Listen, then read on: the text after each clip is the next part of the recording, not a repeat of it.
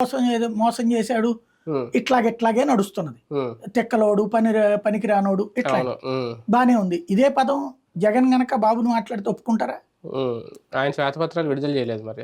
అట్లాగంటే ఈ తెక్కలోడు, పిచ్చోడు ఇట్లాంటి పదాలు గనక అంటే ఒప్పుకుంటారా? అహంకారం అంటారు. ఇక్కడ ఏం మాట్లాడుతున్నారు బేసిక్ గా? అది తేడా ఇక్కడ. భాషాపరమైనటువంటి సమస్య.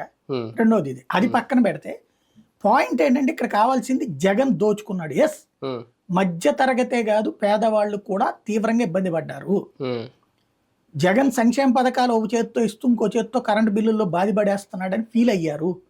మనమే ఇంతకు ముందు డిబేట్లు చేసుకున్నాం ఇక్కడ ఈ దోపిడీ ఏంటన్నారు.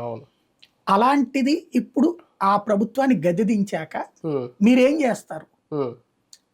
పెంచము అని చెప్పారు, వెరీ గుడ్. ఈ కరెంటు ఛార్జీల వరకే వసూలు చేస్తారా? ఈ పేరుతో వాళ్ళు దోచిందని కంటిన్యూ చేస్తారా? అది చెప్పట్లేదు కదా. వీళ్ళిద్దరి మధ్య కొట్లాట్లో దానికి వీళ్ళ కౌంటర్లు ఇచ్చారు. విద్యుత్ శాఖలో వృద్ధి రేటుని కంపేర్ చేస్తున్నారు. చంద్రబాబు గారు ఉన్నప్పుడు 1.9% ఉంటే జగన్ ఉన్నప్పుడు ఏకంగా 4.7% అని.